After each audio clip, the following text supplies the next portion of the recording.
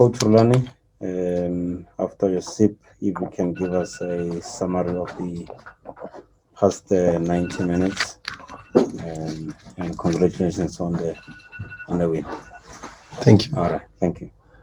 Thanks, Shoops, and good evening. Yeah, already evening. Good evening to members of the media. Um, well, I think first half we played well. We rushed a little bit at times when we were in possession, and we then couldn't really find momentum with the passes. And then when we were stressed a little bit, we then went for a lot more longer passes than the shorter passes, and then the longer passes put you in bigger possibilities for turnovers. And then when you've got bigger possibilities for turnovers because you're playing longer passes of a 15, 20, 25 meters, then your team is a little bit stretched and you can't regain the ball a little bit quicker than you would like. Um, and then some of the big events of the first half then also don't go for us. The injury to Peter compromised our high press plan because we knew that they had two left-footed center halves, and we had a little bit of a plan in how we wanted to approach the high press, and with Peter being a predominant feature in that. But okay, we lost Peter, and then of course then you lose Kermit, so you've got your front line, which you've prepared for the high press, as I said, out. But fortunately, then we get the goal just before halftime, which then changes the whole halftime talk. To be honest, because you scratch a lot of these plans and these situations, because when we got the red card, you're already thinking about how to adopt and help the team to settle a little bit on the pitch in the second half. Which we then decided to go for a back three with aggressive wing backs, so a 3-4-2, because we've got one man down, but we needed the two up front because we wanted to press a little bit more aggressive against the two centre backs. And then we expected, and we spoke about it at halftime, that expect Mbulu, Makopa, Makacha, and Sitole sort of front four. And then they did go that route, and we struggled to deal with the second balls, long balls, and then we struggled when they went aggressive to press with a four on top from our build-ups, and particularly when we went to Rushin on the left, and we were compromised a little bit with his right foot. But okay, good. We then changed, and we knew we needed a little bit more balance with Ricardo Nascimento, because the picture completely changed. In the second half, they were more aggressive with the press. They committed more numbers with the press. It meant that the midfield line stepped up, the defensive line had to step up, and when they stepped up, they left spaces behind. And then you've got two problems to solve. One is to solve by exploiting the space behind, and the other by giving the team the right sort of personality and character on build-up. And Ricardo gave us that, and we knew that once we stabilized with Ricardo, and we could find the pass into the midfield from the defensive line, we then needed speed to run behind the defensive line. And so Tapelo was the right person to be able to give us, because of his familiarity in having played that role before. And then we had to make the big decision to substitute Pavol. And I said to him, even now, and even in the flash interview after the match, I said, we apologize to Pavol because he's a very, very good person, a gentle giant. And it tore our hearts to pull him off, particularly because he had come on as a sub, and you know that footballers don't really like that. But the red card and being one man down, and then the events, the way they went, unfortunately, we had to do what's best for the club. So in one way, it's a pity, and we apologize to Pavol, because it's not nice to do that to a football player, and we don't like that. We love our players and we want the best from our players, but at the same time, we've also got a big responsibility to support and help the team to get the result. And unfortunately, that's the decision. But good, congratulations to Baroka for the fight and for the contest, and then congratulations to the Sundowns players for a gallant performance, particularly in the second half. Thank you, Coach. I don't see any hands. Good, so I can go. Yeah, I think we can go, but I've let's got a just game. wait. I've got a Pirates match against Swallows to go analyze. Yeah. No, no, we have questions. We have questions, man. Please go ahead while you're on the mic. Yeah. Then after that, Lorenzo. Okay.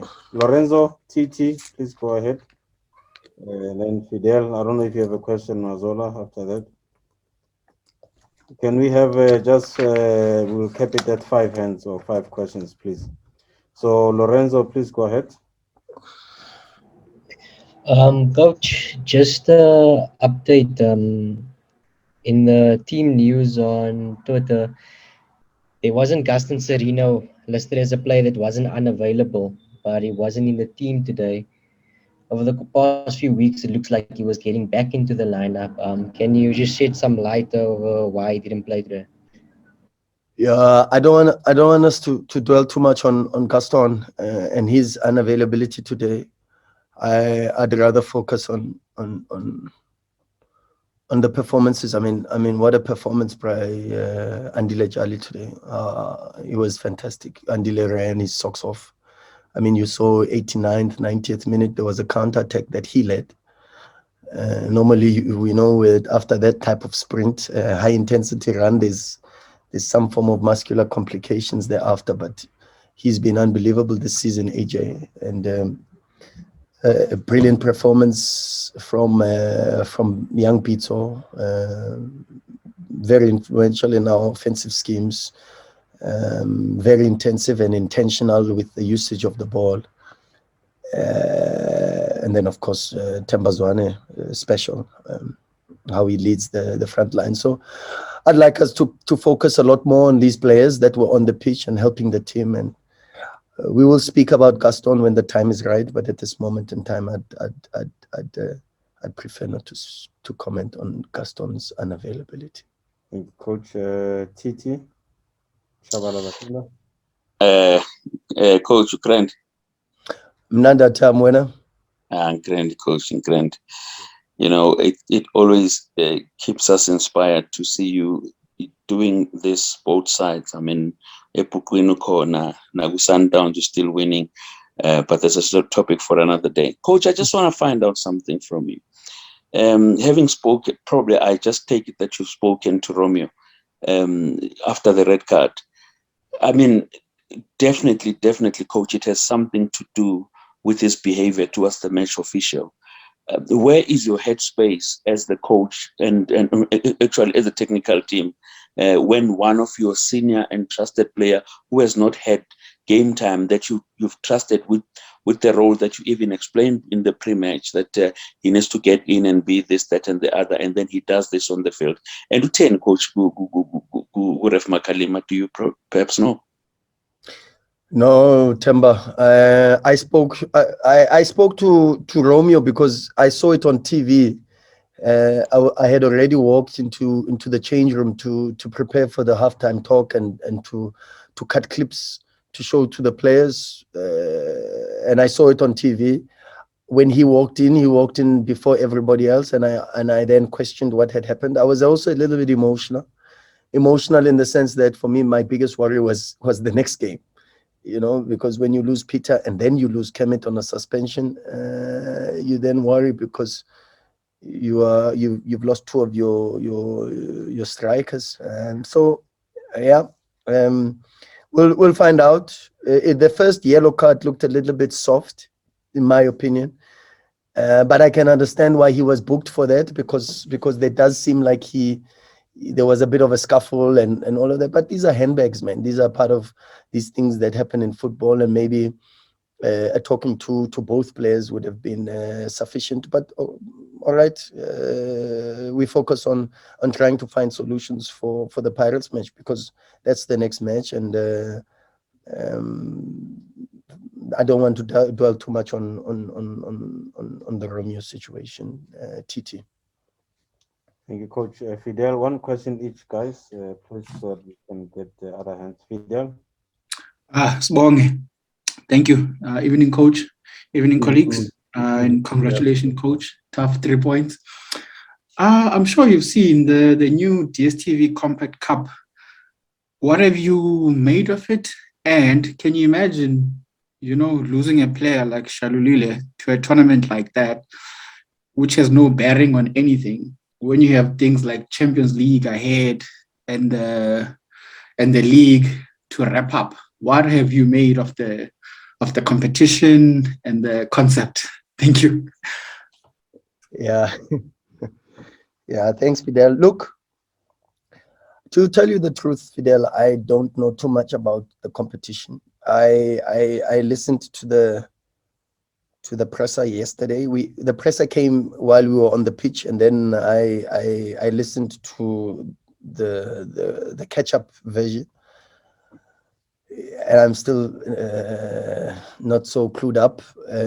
We've asked management from Sundowns to try to put us in the loop, but it's very difficult for them to also give us information on match day -1. So we'll have our meeting tomorrow. They'll brief us, and I think then the club will inform us about what direction to take, because clearly it comes in a space where we've got our off season and then our little break, and we'd love to have our team together for that, whether it's for full recovery or whether it's to prepare for the second half of the season, which is very important for us because it's got the Champions League group stages.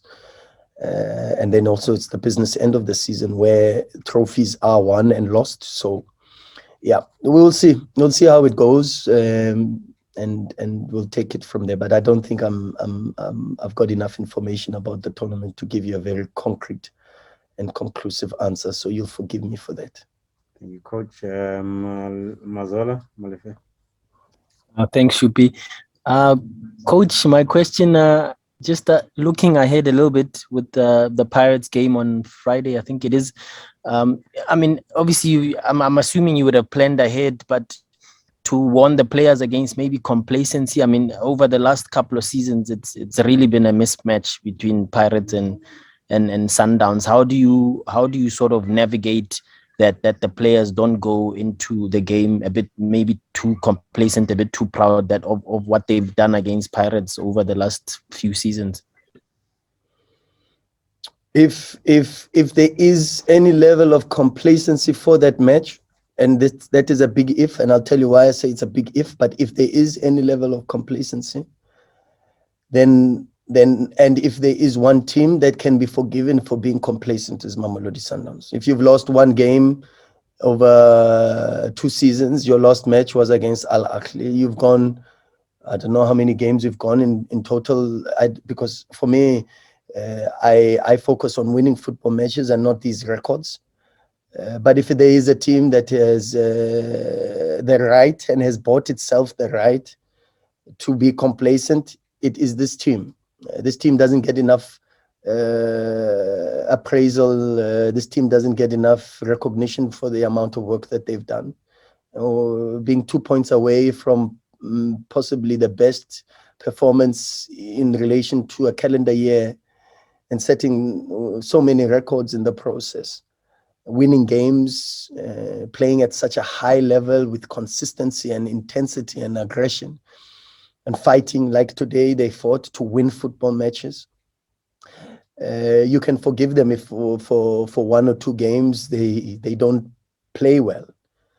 But as I said, it's a big if, because I don't think that with us in the change room that is possible, 1. And I don't think, 2, that with the type of characters that we have in the changing room, that is possible. We will go like we always go to every match, to play to win. So Pirates will come, we will host them, but we'll host them with the drive to try to win the football match. So you can be rest assured that there will be no level of complacency from our side. No chance. There's a hand from Savja. And in the meantime, Robin Duke, please send a message just in case. No, Mara, I think Robin is upgraded his network. Okay. His network, I think so. Let's give him a chance, Shoops. All right, that's fine. Robs. No, wait. Let's start with Savja first, then after that it's you, Robin. Okay. Thanks, okay. Okay, let's go ahead to Savja first. Coach Tapang from Sokala Duma. Yeah. Quick one. You look at your squad. It's almost January now. Yeah. Is there any need for transfer activity at Sundowns, in your opinion, as coaches, in terms of whether you're bringing in people or maybe sending out people who need game time elsewhere? Has this already been discussed, and what are your thoughts on possibly bringing in or letting a few players go? Normally I read about our transfer news from Sokaladuma tips because you've got scorpions all over, and your Siagoboza crew is extremely active. So I'm surprised that instead of informing me that we've signed one or two players, you pose such an interesting question. But yeah, well, look, every window there's work to be done. I think we are very close to concluding one transfer incoming. We are very close, but I'm very tight-lipped on that. The club will release a statement, but yeah, we are very close to signing a player who will be very important for us for this season. And we felt that we needed a bit more cover with regards to that. We don't have that type of profile, and an interesting profile, but hopefully we can still strengthen with one or two others, but not too many, not too much business in this window. Maybe one or two to go on loan, and one or two to come back, to come into the team and to try and prepare for the Champions League. Last question from Robin. Please go ahead, Mr. Matala. Robin. Coach, last season, Mangoba Mniti targeted the 71 points in the one that you guys accumulated in 2015-2016 season. And then looking at right now, 40 points after 16 games. Do you think it is possible, Coach, that you will able to go on and break that 71 points you guys had that season? It's quite possible, Robin. But as I said earlier, we are not in the space of chasing records. We are not in the space of winning and managing winning and all of that. We manage performances because performances are part of the process. And when the performances are good, then you tick the bucket in relation to winning games, which is what we are here to do.